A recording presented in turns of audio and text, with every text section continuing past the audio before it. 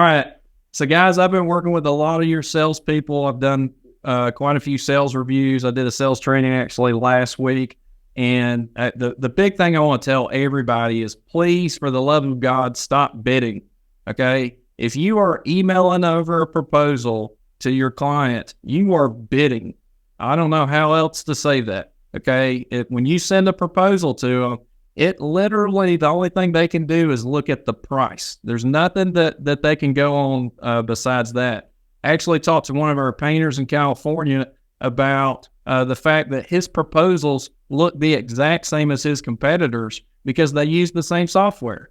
And so that's a problem. Imagine that, emailing over a proposal and they get another proposal that came from the exact same software and says the exact same thing.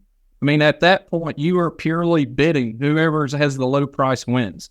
And so as a reminder, your closing ratios for bidding are 10 to 20%. But if you sell in person, that's 40 to 60% plus, okay? So in my opinion, there's an art of proposing. And part of what I'm saying here is pitch, sell, close.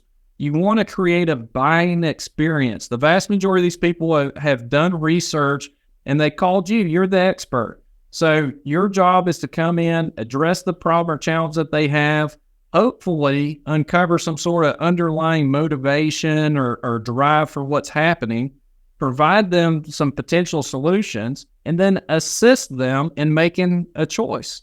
But that's really all on them, and you're the guide. And a lot of you have heard me say this recently. But in-person sales benefits, we all know this. It builds trust, clarifies expectations, demonstrates value.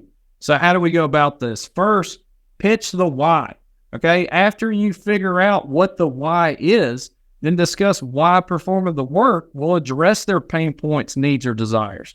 So Mrs. Jones, this renovation is going to provide the curb appeal that you're looking for when you get home from work every day.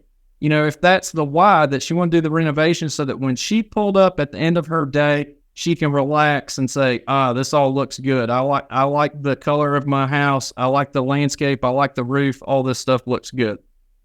You want to sell the what.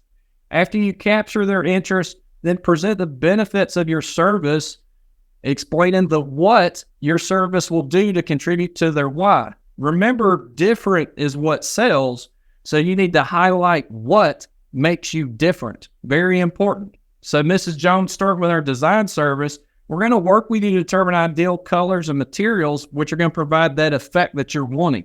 Be it that you're proud of your property, be it that you can relax because now you're home and you're out of work or whatever else that it is. Okay, so you want to sell the what. And then finally, you want to close the how. Okay, explain how your process addresses their common concerns or questions. And just go ahead and go through things that you've heard other clients ask you. What's the start and completion time frames? What's payment plans going to look like? What's communication like during the process? Just go ahead and lay those things out. You already know that they're going to ask. And if you do that properly, there's an art to doing this. If you do it properly, then closing is natural. And this is not I don't know how to ask for the close. It is just the next natural step. And before you know it, they're signing on the dotted line. I just don't know how in the world that you would do that via email. And so when I was writing this, Sally reminded me that several years ago, I actually sold a large landscape renovation to a customer in Shanghai. And for anyone that's not aware, that's in China. And so he was 12 hours ahead of us. And I had to find a time to connect with him. And then I FaceTime and Zoom and walked around the property, presented the plan, presented the proposal. We even had a couple of check-ins along the way. I never met the guy. And so he bought this house and he was getting ready to retire. And we did this whole renovation so that once he showed up, everything was done. So I realize that you guys are busy. I realize that you have a lot of things happening. But again, just simply emailing over an estimate is not going to produce good results. And I have heard that time and time and time again, that we are not presenting and selling in person. So as a reminder, slow down a little bit. Slow and steady is fast, okay?